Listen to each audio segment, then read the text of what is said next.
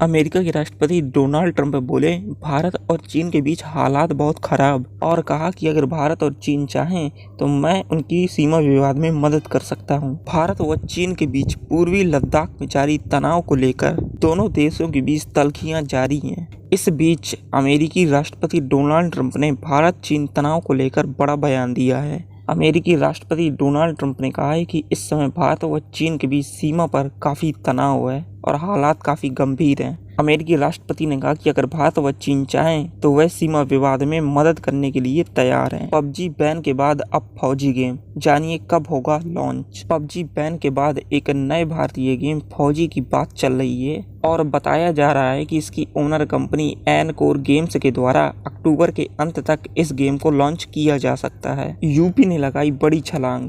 योगी सरकार के प्रयास से इस मामले में पूरे देश में आया नंबर 2 पर। Uttar Pradesh ease of doing business मामले में पूरे देश में 12वें नंबर से अब दूसरे नंबर पर आ गया है। यानी यूपी में अब व्यापार शुरू करना काफ़ी आसान हो गया है।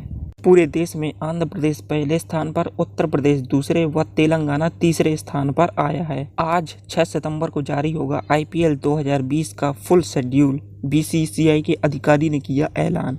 IPL 2020 का पूरा शेड्यूल 4 सितंबर को जारी होना था, लेकिन अब यह 6 सितंबर यानी आज जारी किया जाएगा। BCCI के अधिकारी ब्रजेश पटेल ने बताया कि 19 सितंबर से UAE में शुरू हो रहे IPL 2020 का पूरा शेड्यूल 6 सितंबर को जारी किया जाएगा। देश में 12 सितंबर से 80 नई विशेष ट्रेनें चलाएगा भारतीय रेलवे और आरक्षण 10 सितंबर से हो जाएगा शुरू। रेलवे ने बताया कि वह 12 सितंबर से देश में 80 नई विशेष स्पेशल ट्रेनें चलाने जा रहा है और इसके लिए आरक्षण 10 सितंबर से शुरू हो जाएगा।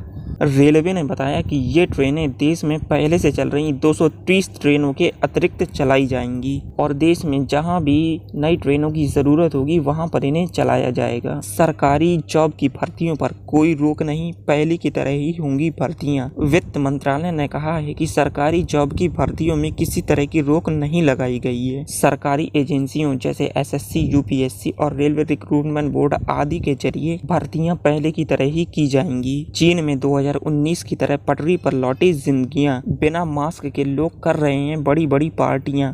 एक तरफ भारत और पूरी दुनिया कोरोना वायरस से जूझ रही है तो दूसरी तरफ चीन में लोग इस तरह से पार्टी कर रहे हैं कि मानो कोरोना वायरस नाम की कोई चीज ही ना हो। क्योंकि चीन में लोग बिना मास्क के बड़ी बड़ी पार्टियां कर रहे हैं, बार और नाइट क्लब जा रहे हैं और बीच घूम रहे हैं। कौन बनेगा करोड़पति शो में इस बार होगा बड़ा बदलाव। ये लाइफलाइन हो जाएगी चेंज। टीवी जगत के फेमस शो कौन बनेगा करोड़पति का 12वां सीजन शुरू होने जा रहा है, लेकिन बताया जा रहा है कि इस शो में होने वाली एक लाइफलाइन को चेंज किया जा रहा है और इसकी जगह दूसरी लाइफलाइन शुरू की जाएगी। चलिए जानते हैं कौन सी है वो लाइफलाइन।